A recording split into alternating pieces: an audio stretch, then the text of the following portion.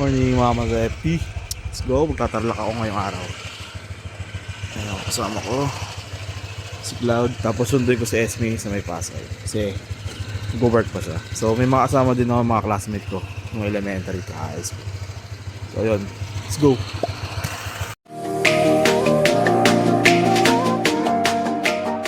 At nagpagas nga muna kami sa may gentry. At ayan, shoutout sa iyo Kuya Egle. Sunod na stopover namin ay sa may meet up point na sa may St. Dominic. At ayan, nag-coffee muna siya at ako hot choco. At ayan, tamang tiki muna.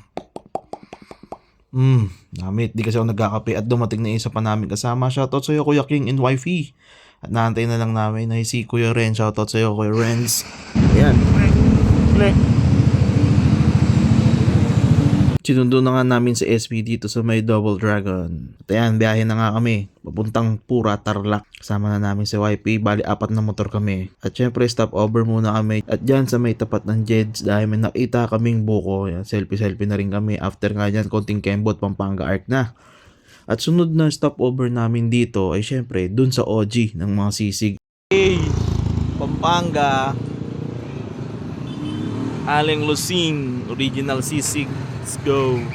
Since 1974 nga at napakasarap ng mga in-order namin dyan. Sisig, tokwat baboy at isaw kanin. At typical lang siya na karinderya. Pero yun, medyo nagulat na kami sa binayar. Pero safe lang. Experience lang. At ayan, Bamban Tarlac na. Siyempre kung Bamban Tarlac, alam nyo na to. Subaybayan nyo siguro yung teleserye niyan. Day joke lang sa Senado yun. At napakasarap nga mag-ride kasama ang barkada. Siyempre, pamilya, si YP. Yan, baby time namin ngayon. So hindi mo nakasama yung mga bata.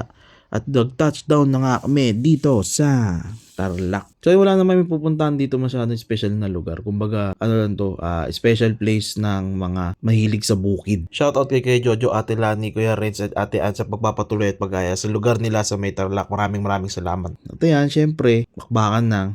Yan na yung pinakapahinga at yan, napakaganda talaga ng view. Hindi kami pupunta ng mga ilog, dagat. Bang! Ano, ganda. Biro, paro. Hey! So paano, hanggang dito na lang. Ingat tayo palagi. Ride safe. Ciao, let's go.